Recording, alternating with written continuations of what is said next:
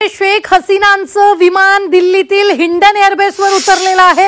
भारतीय लष्कर अधिकाऱ्यांनी शेख हसीनांचं स्वागत केलंय। आत्ताच्या क्षणाची ही सगळ्यात मोठी बातमी आपण पाहतोय। संध्याकाळी 5:30च्या सुमाराला विमान दाखल झालेलं आहे। थोडा वेळ भारतात थांबून त्या पुढील प्रवासाला सुरुवात करतील। आत्ताच्या क्षणाची सगळ्यात मोठी बातमी आपण पाहतो आहोत ती म्हणजेच शेख हसीना यांनी बांगलादेश सोडून भारतात त्या आलेल्या आहेत।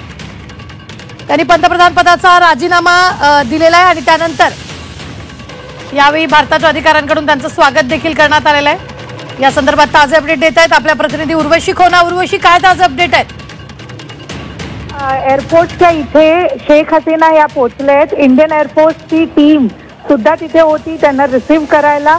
एक अंदाजाने 5:30च्या आसपास सुमारास आपण बघतो तर शेख हसीना हे बांगलादेश ढाकाला जेव्हा सोडलं तेव्हा त्यांचा एअरक्राफ्ट इंडिया तरफ भारताकडे येत होता आणि आता भारतात ते पोहोचलेत। इंडियन एअरफोर्सला ते पोहोचलेत। तिथे इंडियन एअरफोर्सची टीम मी सुद्धा होती। काही तासांसाठी शेख हसीना भारतातच असणार आणि ह्याच्यानंतर इथून ते लंडनसाठी रवाना होणार अशी मोठी बातमी येते आहे।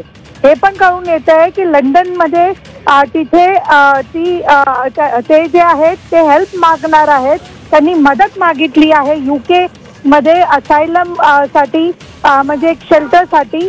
आणि UK मध्ये आपण बघितलं तर त्यांचा कनेक्शन हा आहे की त्यांची जी बहीण आहे रेहाना ही एक UK सिटीजन आहे आणि त्याच्या संदर्भात त्यांनी जी आहे ही हेल्प मागितली आहे।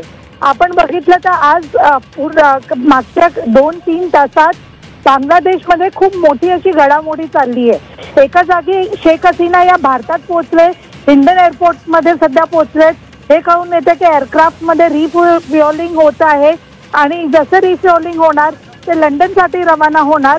आणि तसंच तिथे आपण बघितलं बांगलादेशमध्ये बघितलं तर सिच्युएशन खूप जास्त गंभीर आहे। जिथे म्हणजे PMचा जो घर आहे बांगलादेश ढाकामध्ये त्याच्या आतमध्ये लोक घुसलेत आणि त्यांनी तिथे जो आहे स्टोर केला आहे, प्रोटेस्ट केला आहे असं कळून येत आहे। निश्चित धन्यवाद उर्वशी ताजे अपडेट देण्यासाठी। आम्ही वेळोवेळी तुमच्याकडून या संदर्भातले ताजे अपडेट जे ते घेत राहणार आहोत। तुर्तास आपण पाहतोय शेख हसीनांचं विमान दिल्लीतील हिंडन एअरबेसवर उतरलेलं आहे। भारतीय लष्कर अधिकाऱ्यांनी शेख हसीनांचं यावेळी स्वागत केलंय। तर जवळपास थोडा वेळ भारतात थांबून त्या पुढचा प्रवास करणार आहेत।